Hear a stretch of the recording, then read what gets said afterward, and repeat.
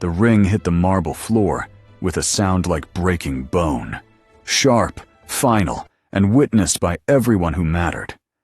Margaret Anderson stood frozen, her bare hand still raised in the air, while 300 faces turned her humiliation into entertainment. Then the Duke spoke her name. If you've ever watched someone be destroyed in public while everyone else stayed silent, this story is for you. Subscribe now, because the next moment will change everything.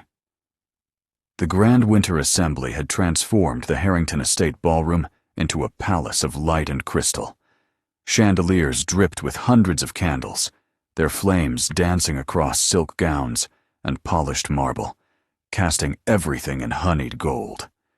The air hung heavy with hothouse roses, champagne, and the particular electricity of a room where fortunes and reputations changed hands as easily as dance cards.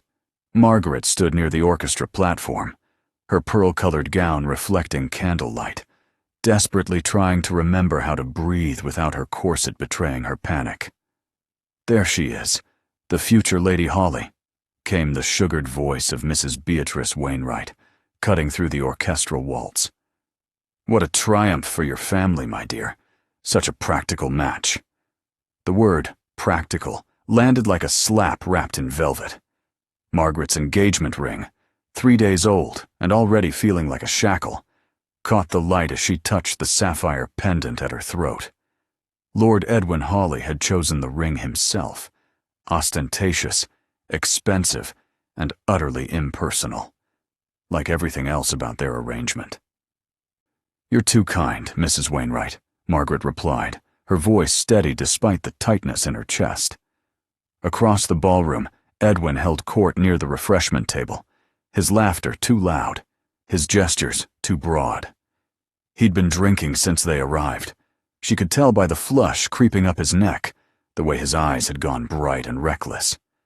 The Anderson family's declining fortunes had made Margaret valuable in precisely one way: as collateral.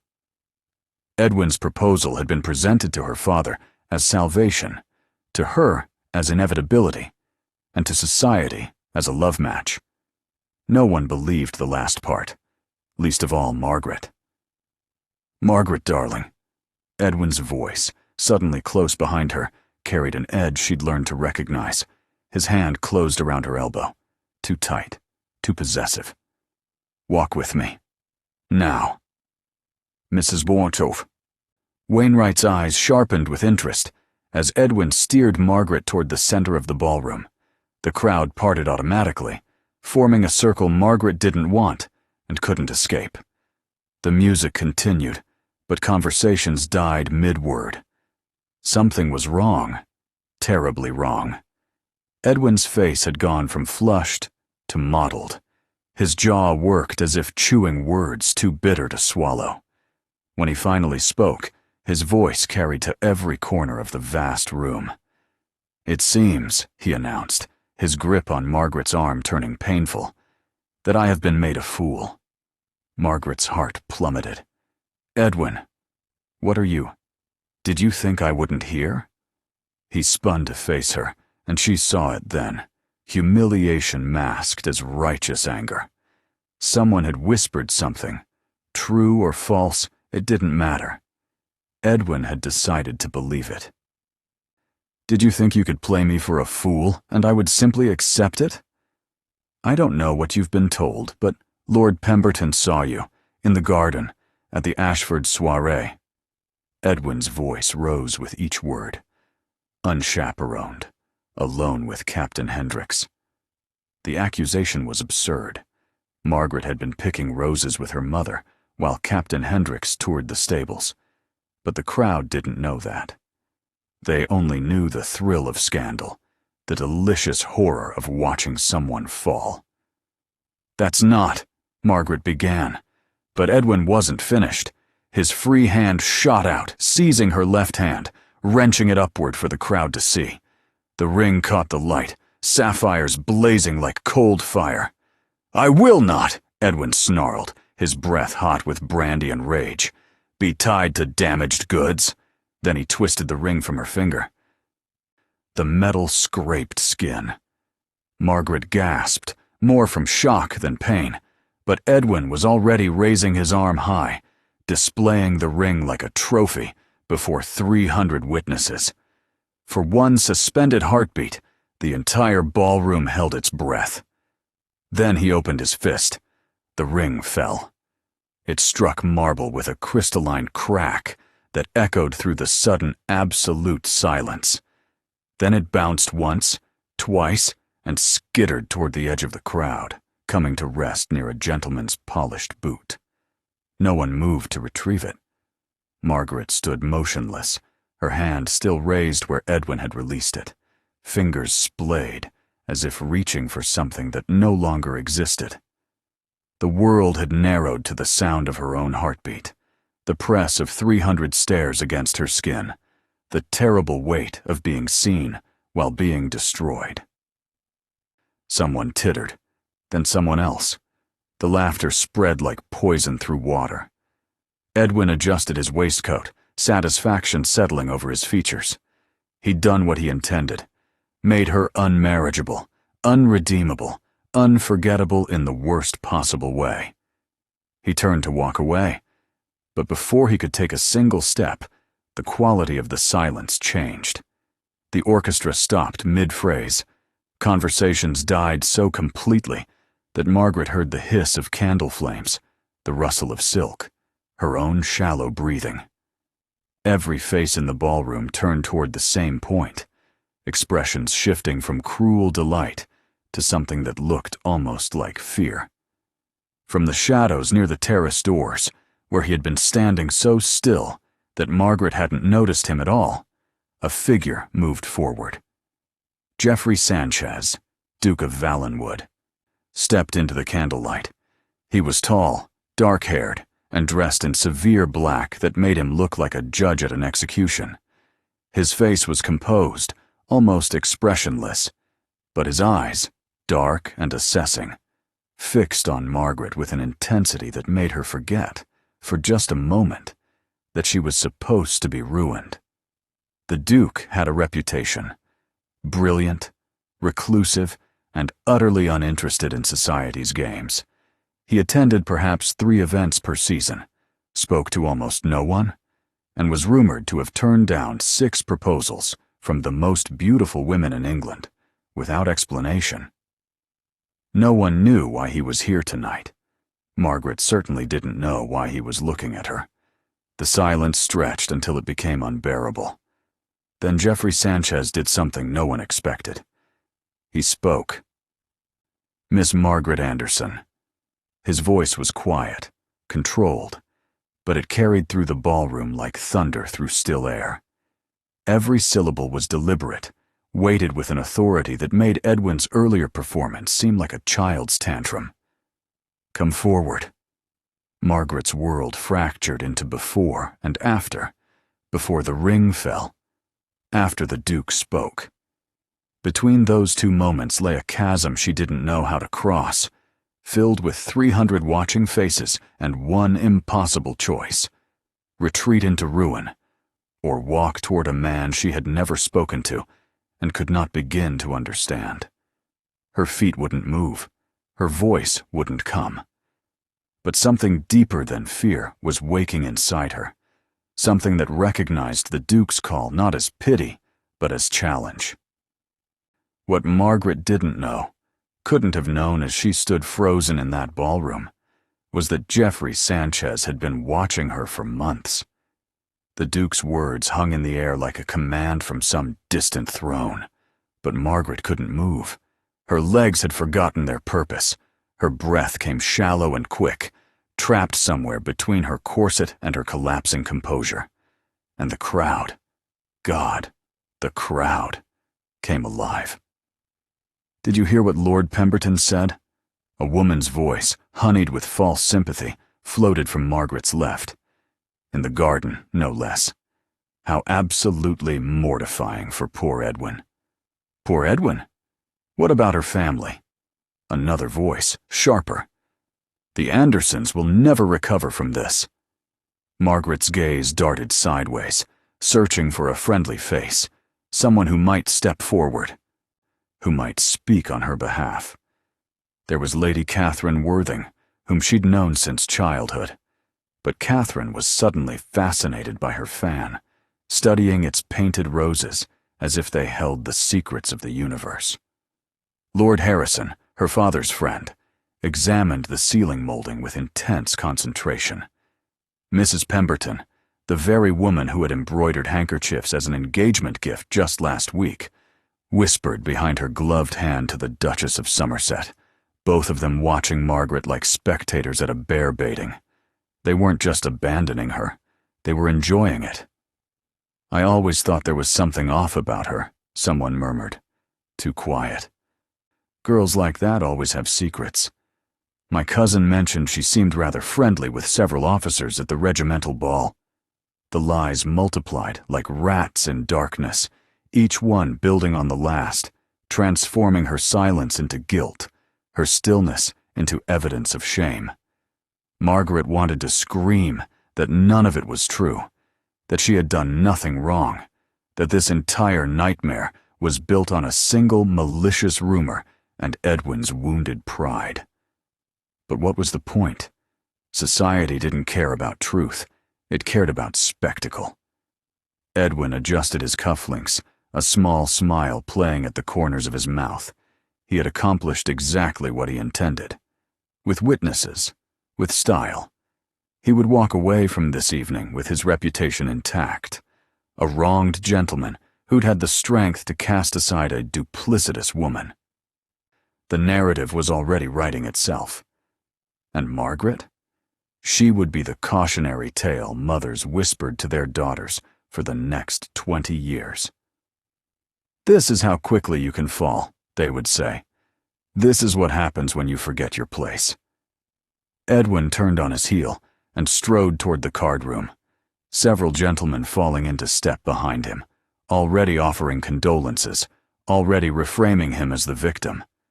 Margaret stood alone in the center of the ballroom, a compass point around which the entire cruel world rotated. The orchestra had gone silent. 300 people watched her like a creature in a menagerie, fascinating, pitiable, and utterly powerless. Her greatest fear wasn't the disgrace itself. It was that tomorrow, next week, next season, she would simply cease to exist in their minds. Just another ruined girl, forgotten as soon as the next scandal arrived to entertain them. She took one unsteady step backward toward the terrace doors. Escape. She could slip away, find her cloak, disappear into the winter night, and never return to a ballroom again. But before her foot could complete the step, something changed. The whispers died. Not gradually, instantly, as if someone had cut the strings of 300 puppets simultaneously. The shift was so absolute, so unnatural, that Margaret's skin prickled with awareness. Every head turned, not toward her this time, toward him. The Duke of Valenwood stood motionless in the candlelight, his dark eyes fixed on Margaret with an expression she couldn't read. The silence around him wasn't empty. It was weighted, pressed down by the sheer force of his presence. When he opened his mouth to speak, Margaret felt the entire ballroom hold its breath. Margaret had seen Geoffrey Sanchez exactly 4 times before tonight. The first time was at the Royal Academy exhibition 3 seasons ago, where he'd stood before a Caravaggio for 20 minutes without moving, as if the painting were speaking a language only he could understand. The second was at the opera, where he'd arrived alone, sat through La Traviata in perfect stillness, and departed before the final curtain. The third was at a charity auction, where he'd purchased a rare manuscript for an obscene sum and left without accepting congratulations. The fourth time, he'd been watching her. It was at the Ashford garden party, the very event Edwin now weaponized against her. Margaret had been standing near the rose arbor, listening to Lady Pemberton's tedious story about her nephew's commission, when she'd felt the weight of someone's attention like a physical touch. She'd turned, scanning the crowd, and found him. The Duke of Valenwood, half hidden by an elm tree, his dark eyes fixed on her with an intensity that had made her breath catch. When their gazes met, he hadn't looked away or offered a polite nod. He'd simply studied her as if she were a problem he was trying to solve. Then Lady Pemberton had reclaimed her attention, and when Margaret looked back, the Duke was gone. She'd thought about that moment more than she cared to admit. Now, as he stood in the center of the Harrington ballroom with 300 people watching, Margaret finally understood why Geoffrey Sanchez made society nervous. He didn't play their games because he didn't need to. The Duke of Valenwood was 32, unmarried by choice rather than circumstance, and possessed a fortune that made even the Prince Regent's gambling debts look modest. But it wasn't his wealth that made mothers warn their daughters away or fathers avoid his gaze at their clubs. It was his integrity. In a world built on flattery, manipulation, and convenient morality, Geoffrey Sanchez was immovable. He didn't attend parties to network or flirt or scheme. He didn't make promises he couldn't keep. He didn't smile unless he meant it. And he absolutely, categorically refused to tolerate injustice, even when silence would have been easier, safer, more profitable. Men feared him because they couldn't predict him. Women feared him because they couldn't charm him. And everyone feared him because when the Duke of Valenwood spoke, the world rearranged itself to accommodate his words. He had been standing in the shadows near the terrace doors for the entire evening. Margaret realized that now. Watching, waiting, seeing exactly what Edwin intended, what the crowd would do, how far society's cruelty would travel before someone stopped it. He had stayed silent through the accusation, through the ring's terrible fall, through the laughter and whispers, and Edwin's satisfied exit. Until now. Geoffrey took one step forward, then another. His footsteps against marble echoed like a judge's gavel in the absolute silence.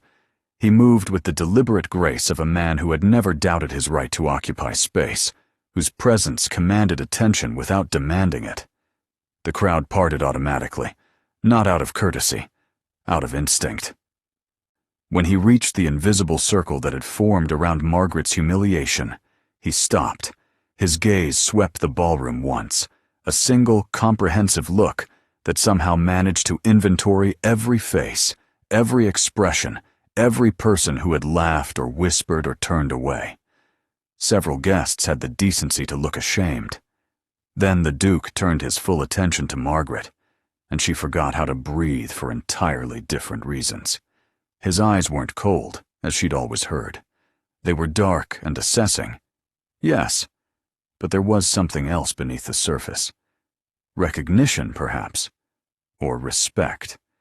He had seen her before tonight, in gardens and ballrooms, at exhibitions and operas. He had noticed her, not as an object of romantic interest, but as someone worth watching. Someone who endured with dignity. Someone who didn't deserve this. When he finally spoke, his voice was quiet, controlled, and utterly devastating in its certainty. Miss Margaret Anderson. Every syllable was precise, deliberate, weighted with an authority that made Edwin's earlier theatrics seem childish and small. Come forward. It wasn't a request. It wasn't quite a command. It was an invitation to choose, remain frozen in her humiliation, or walk toward the one man in this glittering, poisonous room who believed she deserved better. Margaret's heart hammered against her ribs. Her bare left hand, still raised slightly, fingers empty where the ring had been, trembled. 300 people waited to see if she would obey, or disappear forever. Most people would freeze forever at this moment. If you want to see what happens when dignity chooses courage, subscribe now before you miss it.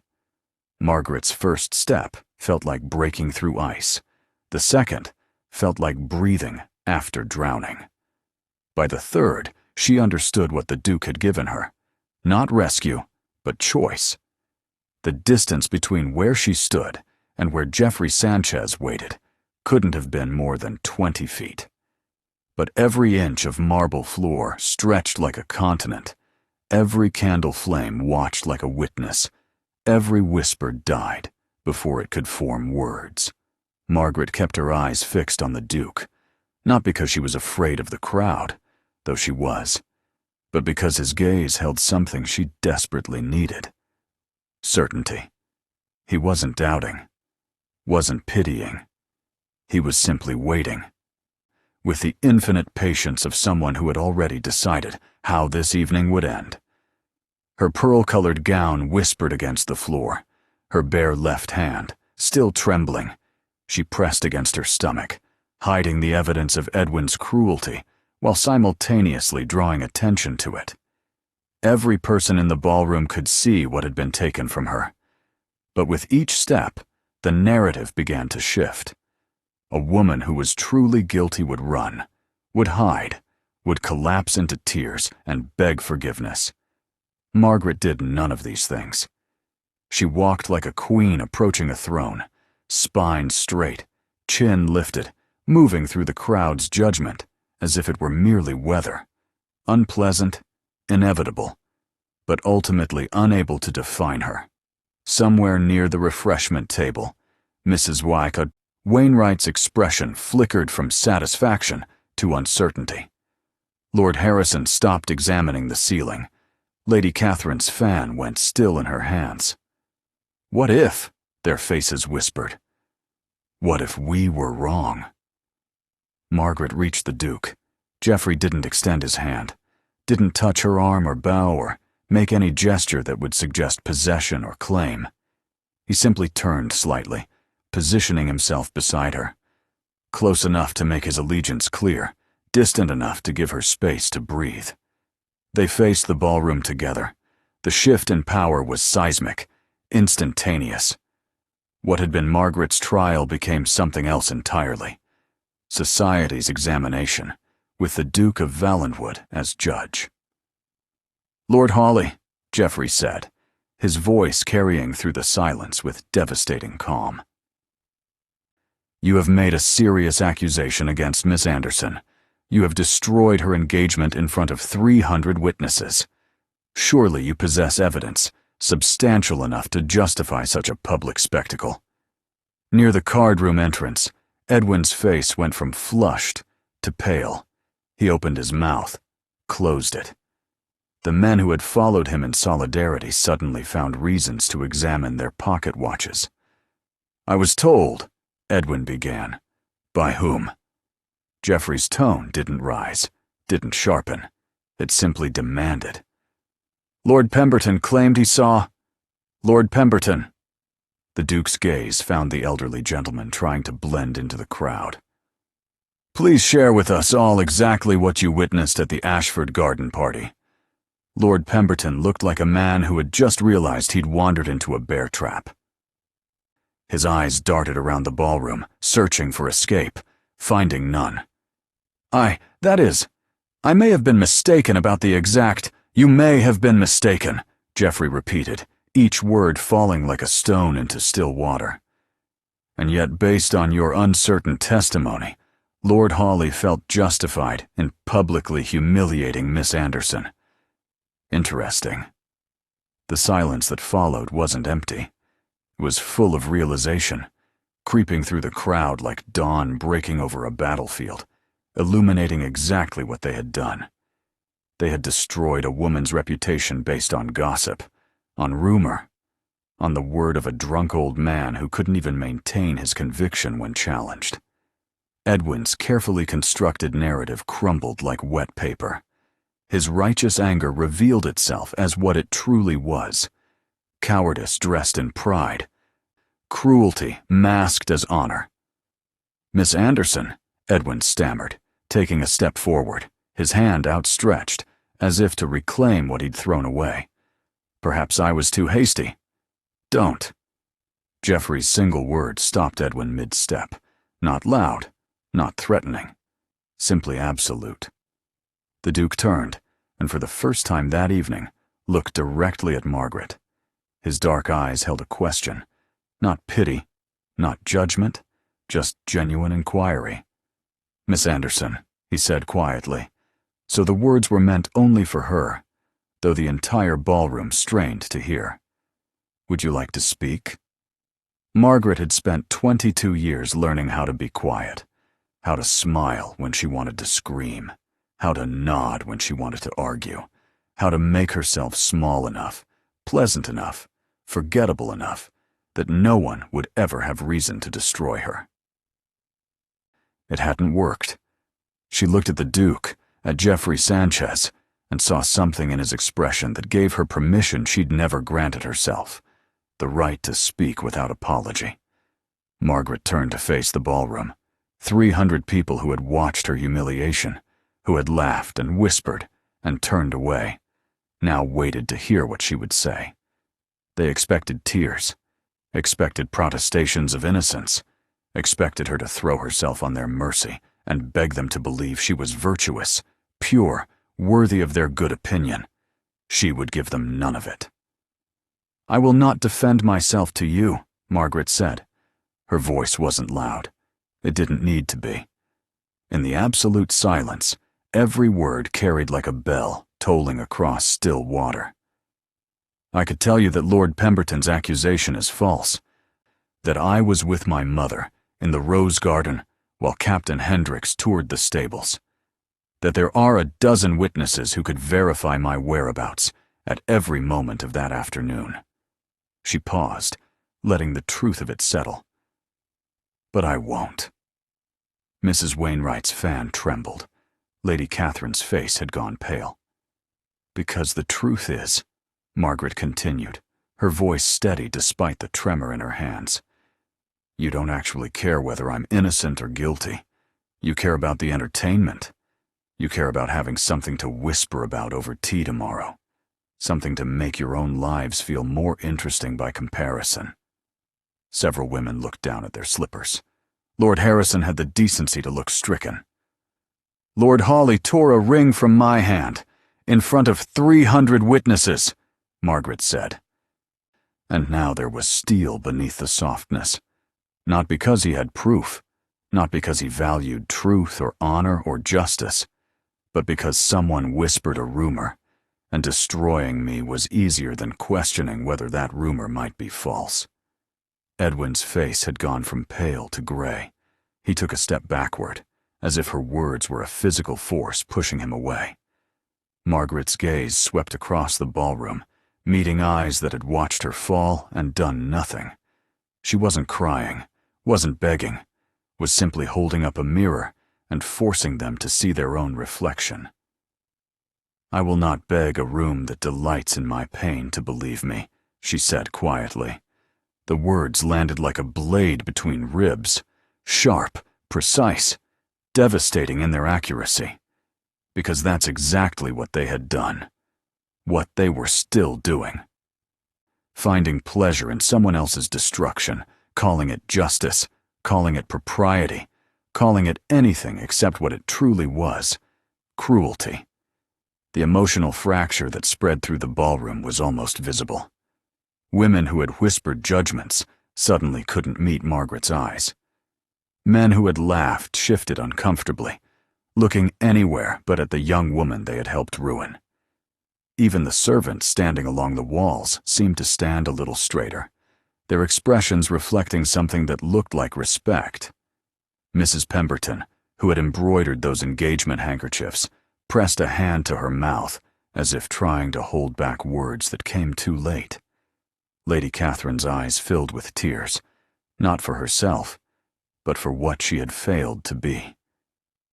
And Edwin, Lord Edwin Hawley, who had orchestrated this entire spectacle to protect his wounded pride, looked at Margaret as if seeing her for the first time. Not as property he could discard, not as a woman whose value was determined by society's approval, but as a person whose dignity he had tried and failed to destroy. He had thrown the ring, had made his accusations, had played his role perfectly, and somehow Impossibly, he had lost everything. The Duke of Valenwood stepped forward, his movement subtle but deliberate, drawing every eye in the ballroom. His expression hadn't changed throughout Margaret's speech. He'd simply watched her with that same dark, assessing gaze, as if she were confirming something he'd already known. Now, he was ready to finish what Margaret had begun. Geoffrey Sanchez had built his life on precision. Every word weighed. Every action calculated. Every decision made with the understanding that power misused was power forfeited. Tonight, he would use every ounce of authority he possessed. "Miss Anderson," he said, his voice carrying through the ballroom with the finality of a judge delivering verdict, "has demonstrated more integrity in the past 10 minutes than this entire assembly has shown in 10 years. The statement hung in the air like smoke after cannon fire. "She is correct," Geoffrey continued, turning slowly to face the crowd. "You do not deserve her defense. You do not deserve her tears. You certainly do not deserve her forgiveness." He paused, letting the words settle into consciences that hadn't been troubled in years. "But I will give you something she will not. An accounting." Lord Pemberton seemed to shrink into his evening coat. "Miss Anderson's reputation has been destroyed tonight, based on the unreliable testimony of a man who admits he may have been mistaken, amplified by a former fiancé too proud to verify facts before making accusations, and enabled by 300 people who found entertainment more compelling than truth." Several guests moved toward the exits. Geoffrey's gaze stopped them mid-step. "Miss Anderson will be welcomed at Valenwood House," he announced, and the ballroom went absolutely still. "Not as my guest, not as someone requiring my protection or my pity."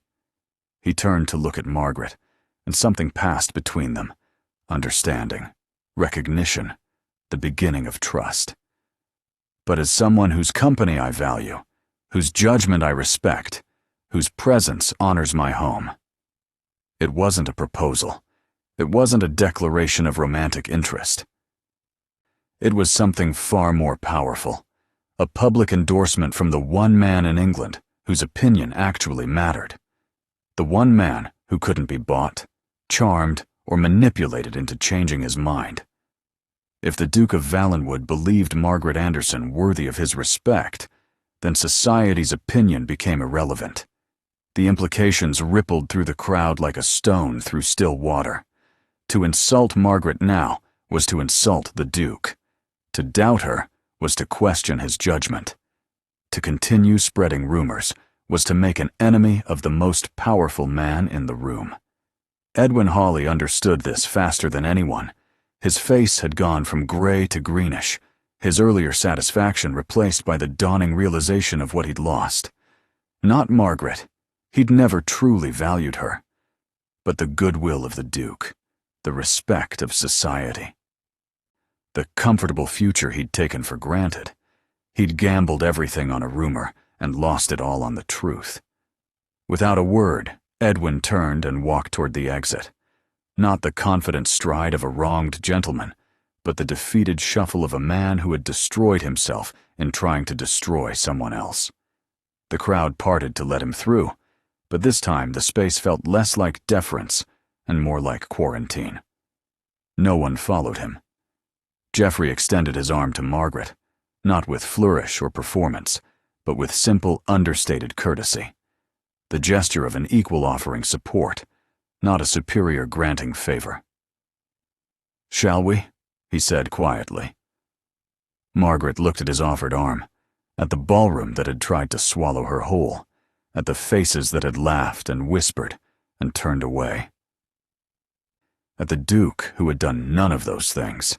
She placed her bare left hand, still ringless, still trembling slightly, on Geoffrey's sleeve.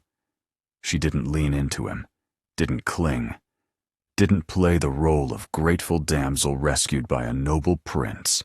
She simply stood beside him, spine straight, chin lifted, and walked toward the ballroom exit with the same deliberate grace she'd used to cross the floor minutes earlier.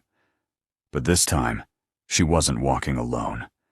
The crowd parted automatically, not out of scorn, but something closer to reverence, or perhaps shame.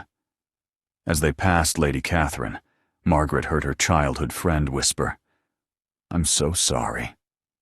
Margaret didn't acknowledge it. Some apologies came too late to matter. Mrs. Wainwright tried to catch her eye, mouth opening as if to speak. But Geoffrey's steady pace didn't allow for interruptions. They moved through the ballroom like a ship cutting through still water, leaving ripples of silence in their wake. When they reached the entrance hall, the orchestra finally resumed playing, tentatively, as if unsure whether music was still appropriate. Geoffrey paused at the top of the marble staircase, turning to face Margaret for the first time, without 300 witnesses watching. "Your cloak?" he asked simply. "I came with Lord Hawley," Margaret said, and realized she had no idea how she would get home. Her family's carriage wouldn't arrive for hours. She had no friends left in that ballroom, willing to offer transportation.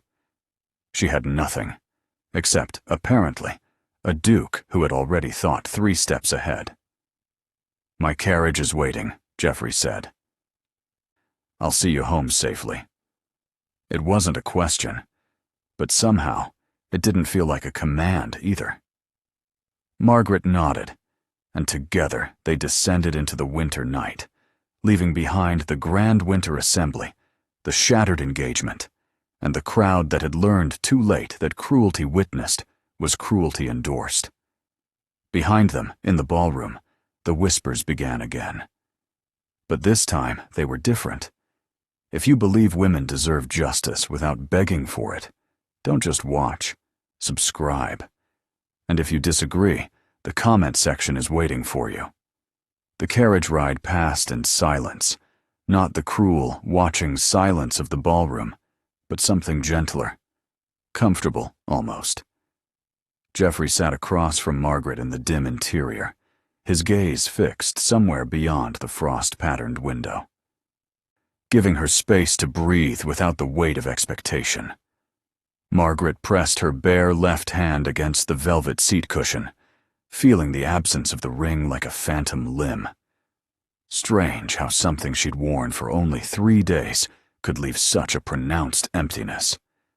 When the carriage finally stopped, she looked up expecting to see her family's modest townhouse.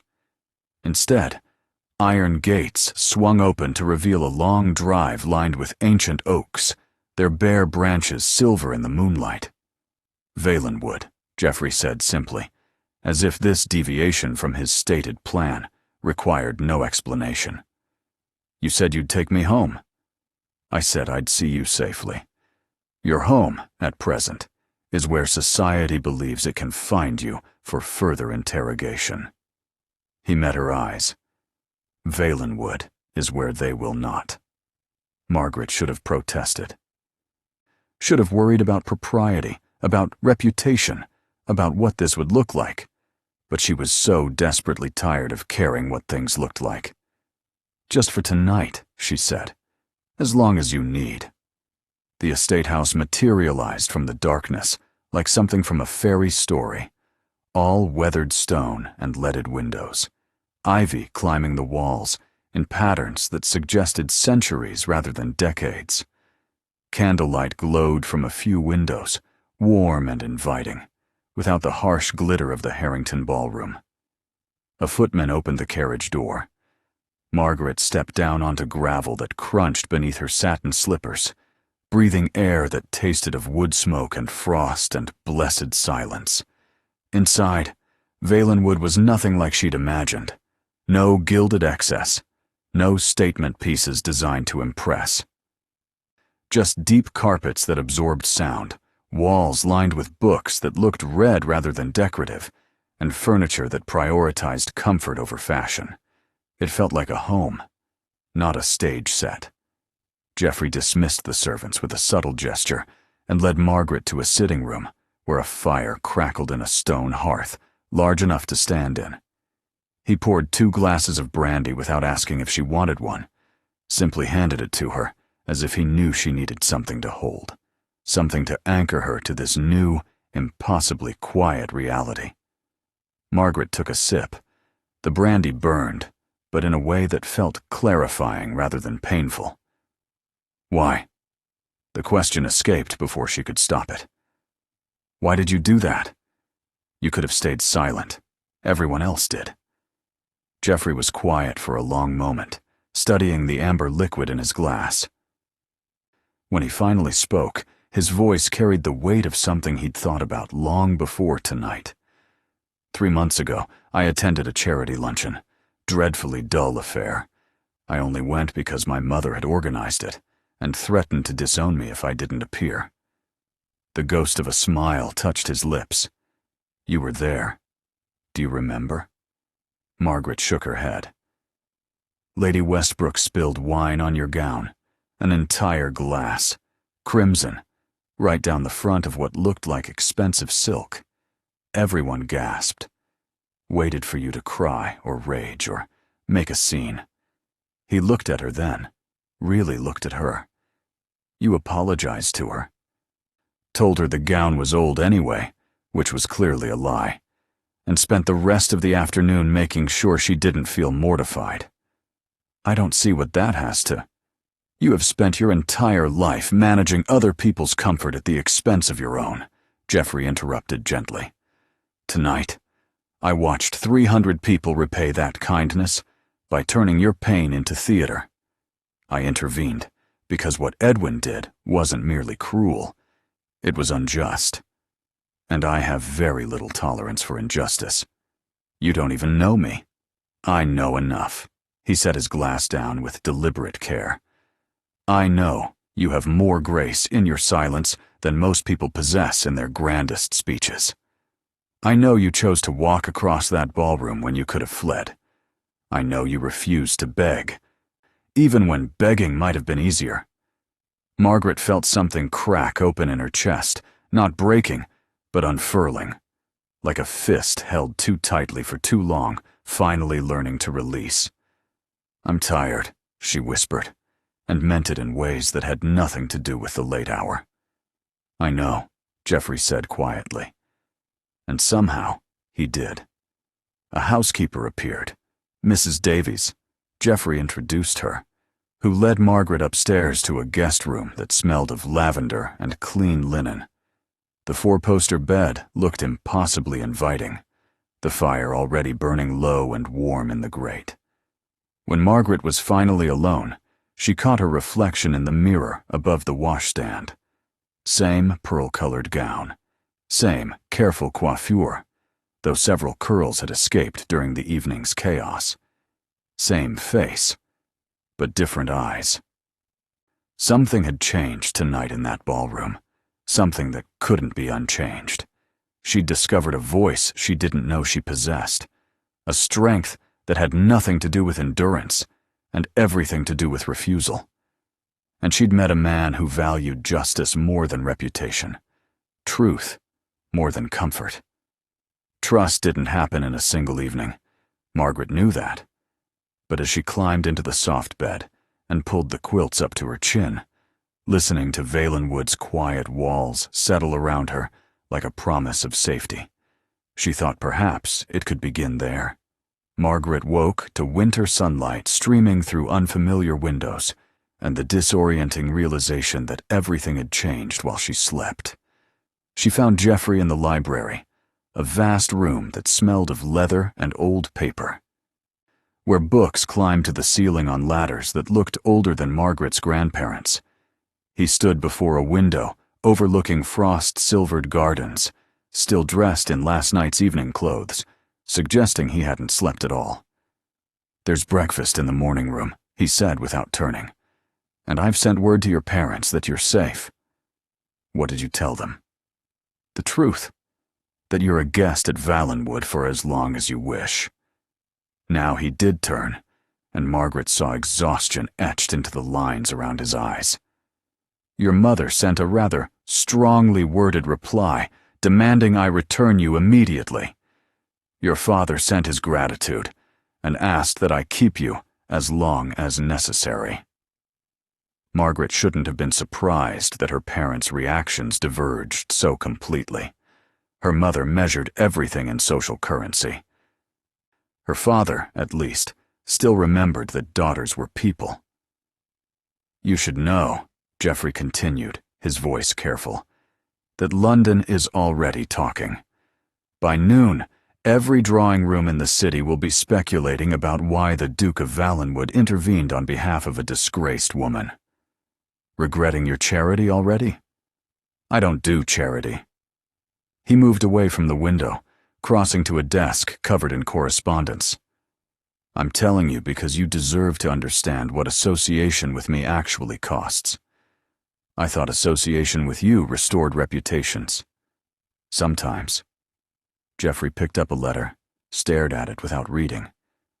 "And sometimes it simply transfers the scandal. 7 years ago, I was engaged to Lady Helena Ashford. Beautiful, charming.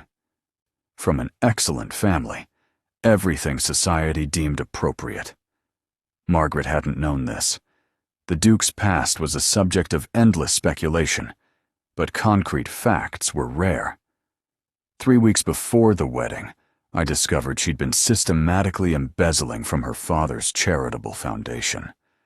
Thousands of pounds meant for orphanages and hospitals, redirected to maintain her wardrobe and gambling habits." His voice remained steady, but Margaret heard the old anger beneath it. "When I confronted her, she wept, begged, promised to reform. I ended the engagement anyway. That seems reasonable. Society didn't think so. Helena spun a masterful narrative. I was cold, controlling, impossible to please. I had humiliated her publicly over minor financial disagreements. Her father, who'd been covering her thefts for years, supported every word." Geoffrey set the letter down with exaggerated care. "Within a month, half of London believed I was a cruel tyrant who destroyed a woman's reputation over nothing. The other half suspected the truth, but valued Helena's connections more than honesty. So you stopped attending society events. I stopped pretending that people who valued performance over principle deserved my time." He looked at her then, and Margaret saw something raw in his expression. "I intervened last night because what Edwin did was unconscionable. But you should understand, I am not universally beloved. My support may protect you from some cruelty, but it will attract others." Margaret crossed the library until she stood close enough to see the shadows under his eyes, the tension in his jaw. "You think isolation is strength," she said quietly. "You think if you stay away from society, you can't be hurt again. I think if I stay away from society, I can't enable its worst impulses by pretending they're acceptable. Those aren't the same thing." Geoffrey's expression shifted, surprise perhaps that she'd challenge him. "Aren't they?" "You use righteousness as armor," Margaret said, the words coming from some new, fearless place inside her. "You're so busy judging society from a distance that you've forgotten how to be part of anything, how to trust anyone, how to let someone see you as anything other than the incorruptible Duke who stands apart from lesser mortals." The silence stretched taut between them. "You've known me for less than 12 hours, Geoffrey said finally, but there was no heat in it. "And I've watched you for 3 years, Margaret replied, at exhibitions and operas and garden parties, always alone, always watching, always convinced that caring too much about anyone would compromise the integrity you've built your entire identity around." She'd gone too far. She could see it in the way his shoulders stiffened, the way his hands curled into fists at his sides. But before he could respond, a footman appeared in the doorway, holding a silver tray laden with calling cards. "Your Grace, the visitors are becoming rather insistent." Geoffrey's jaw tightened. "Tell them I'm not receiving—" "It's not you they're asking for, sir." The footman's expression was carefully neutral. "They're asking for Miss Anderson." Margaret and Geoffrey exchanged glances. The rumors hadn't waited until noon. They'd started with breakfast. "Send them away," Geoffrey said. "Your Grace, 3 of them are Lady Margaret's mother and sisters, and Lord Pemberton is requesting an audience to offer a formal apology." Margaret watched Geoffrey's face, watched him calculate the cost of continued isolation versus the reality that scandal didn't respect estate walls. "What do you want to do?" he asked her. And Margaret realized he was giving her the choice, not deciding for her, not protecting her from consequences, actually letting her decide. "Let them in," she said. "All of them." Geoffrey's eyebrows rose. "You're certain?" "No, but I'm tired of hiding from things I didn't do." Something like respect flickered across Geoffrey's features. He nodded to the footman, then turned back to Margaret. "Then, we face them together." Neither of them acknowledged what that meant, that isolation and silence were no longer options, that they'd both risked something more dangerous than reputation. They'd risked connection, and neither knew yet whether that would save them or destroy them both. The spring gala at Devonshire House came exactly 3 months after the night Margaret's world shattered and rebuilt itself in the span of an hour. She stood at the entrance to the ballroom, a different season, but the same faces that had watched her fall. This time, though, she wore midnight blue silk instead of pearl, and her left hand remained deliberately, powerfully bare. No ring, no claims, no apologies. "You don't have to do this," Geoffrey said quietly beside her. They'd arrived together in his carriage, a fact that had already sent whispers rippling through the crowd like wind through wheat. "Yes," Margaret said, "I do." Because she'd learned something in the quiet walls of Valenwood, in the long conversations that stretched past midnight, in the careful, complicated dance of 2 people learning to trust. Running from fear only gave it power. They entered together. The orchestra didn't stop. The world didn't hold its breath. But conversations paused mid-sentence, and Margaret felt 300 pairs of eyes calculate this new equation: the disgraced woman and the duke who'd claimed her worth. Except Geoffrey hadn't claimed her. That was the part society couldn't quite parse. He'd simply stood beside her while she reclaimed herself. Lady Catherine approached first, her steps hesitant, her expression pleading. "Margaret, I've wanted to apologize for months, but I didn't know if—" "You knew," Margaret interrupted gently. "You knew at the time. You chose silence." Catherine's face crumpled. "I was afraid." "I know." Margaret touched her old friend's arm briefly. "Fear makes cowards of us all, but it doesn't excuse it."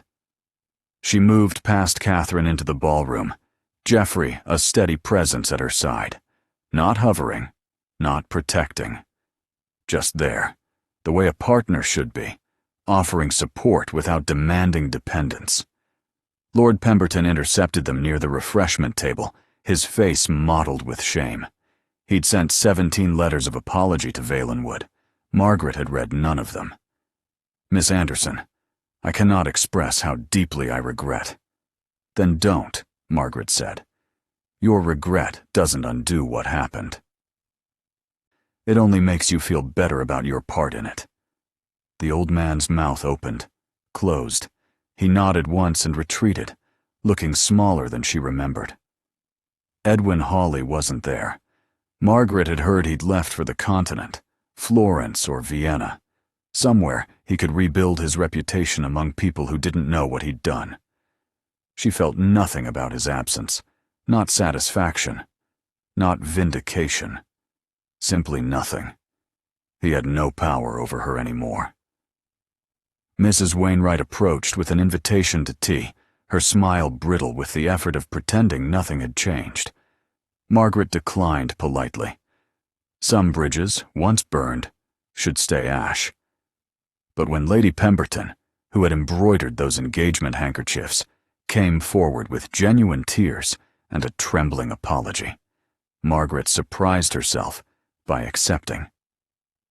Because some people deserved the grace of second chances, and some mistakes were made from weakness rather than malice. She was learning to tell the difference. Throughout the evening, Margaret danced, not with Geoffrey, who admitted freely that he danced atrociously, but with other gentlemen who approached carefully, respectfully, treating her as a woman of substance rather than an object of scandal. She laughed with friends who had proven their loyalty in the months following that terrible night. She held conversations about art and politics and philosophy, things that had nothing to do with her disgrace or her restoration. She was simply Margaret, not Lord Hawley's former fiancée, not the Duke's charity case, just herself, which turned out to be enough. Near midnight, she found Geoffrey on the terrace, escaping the ballroom heat exactly as she was. They stood side by side in comfortable silence, watching London's lights twinkle through the spring darkness. "You didn't need me tonight," Geoffrey observed. "No," Margaret agreed, "but I wanted you here anyway." He turned to look at her, and something shifted in his expression, surprise dissolving into something warmer, more certain. "I've been avoiding something," he said quietly, "for months now, telling myself it was too soon, too complicated, that you needed time to heal before I—" He stopped, searching for words with uncharacteristic hesitation. Margaret's heart hammered against her ribs. "Before you what?" "Before I asked if you might consider, in time, when you're ready, whether what exists between us might become something more than mutual respect and late-night conversations about philosophy." It wasn't a proposal, not quite, but it was a promise of intention, a declaration that isolation no longer seemed preferable to risk. Margaret looked down at her left hand, at the bare finger where a ring had once marked her as property, as survival, as someone else's claim. "I think," she said slowly, "I'd like that very much." Geoffrey didn't reach for her hand, didn't pull her close or make grand gestures. He simply smiled, genuinely smiled, and the expression transformed his usually severe features into something approaching joy. They returned to the ballroom together as the orchestra struck up a waltz. Geoffrey, despite his claims of incompetence, offered his hand. "I thought you didn't dance," Margaret said. "I don't. But for you, I'm willing to make an exception, and likely embarrass myself thoroughly." They joined the other couples, Geoffrey's dancing indeed rather terrible, but Margaret found she didn't care. She was laughing, genuinely laughing, spinning through candlelight and music with a man who saw her worth without needing proof. When the waltz ended and they returned to the edge of the ballroom, Margaret caught her reflection in one of the great mirrors lining the walls. Same dark hair, same determined chin, same careful posture, but different eyes, stronger, clearer, free. The ring once marked her survival, a symbol of what she had endured, what she had been willing to accept to save her family from ruin. Now, with her hand bare and her future unwritten, she needed nothing to prove her worth. She had already proven it to herself, and that, Margaret understood, was the only proof that had ever mattered. Dear listeners, thank you for staying with us until the end. If this story moved you, please subscribe, like, comment, and share it with someone close to you. Your support inspires us to keep creating stories filled with love, healing, and unforgettable twists.